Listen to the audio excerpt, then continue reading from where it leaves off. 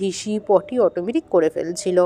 এই জন্য কিন্তু মনটা অনেকটাই খারাপ হয়ে গেছিলো। আর দেখো দিদিটাকে তো রেডি করা কমপ্লিট হয়ে গেছে, বাচ্চাটা তো বদমাইশি করছিল, দিদিটা বলছিল ওকে একটু রেডি করে দিতে, তাই দেখো চুলটুলোকে আঁচড়ে দিচ্ছিলাম। আর দেখো কত কিউট লাগছে ওকে দেখতে। ওর মায়ের ছবি তুলছে, ও ভাবছে ওরও ছবি তোলা হচ্ছে, তাই দেখো পাশে চুপ করে দাঁড়িয়েছিল। ভিডিওটা শুরু করলাম তার ঠিক 2 দিন পর, কারণ ছিল 6 নভেম্বর ছিল মৌপ্রিয়ার জন্মদিন। সত্যি কথা বলতে গেলে ভিডিওগুলো না গ্যালারিতে পড়েই রয়েছিল। ভাবলাম যে না, ভিডিওগুলো রেডি হয়ে যাওয়ার পর আগে ভিডিওগুলো ছেড়ে দিই।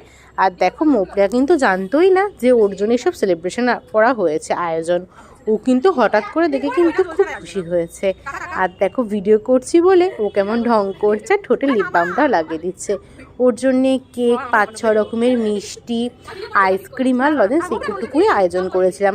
ফার্স্টে ভাবছিলাম যে মৌপ্রিয়া আসবে কি আসবে না, তারপরে দেখছি না এসেছে, তখন ভাবলাম যে বেশ, ও যখন এসেছে তাহলে ওই জিনিসটা ওকে দিদি না লাগবে। ভেবেছিলাম মৌপ্রিয়ার বাড়িতে যাব, যখন দেখলাম মৌপ্রিয়া চলে এসে তাহলে ওর বাড়িতে গিয়ে কী করবো, তাই দেখো ওই আমাদের বাড়িতে এসে যাবো, ছোটো করে আয়োজনটা কিন্তু ওর জন্য করা হয়েছে। আর ওইদিকে দেখেছো মৌপ্রিয়া আইসক্রিম খাচ্ছে বলে ঘন্টু কিন্তু ওইদিকে লোভ দিচ্ছে। তারপর না ভিডিওটা না সত্যি আর কন্টিনিউ করতে পারিনি।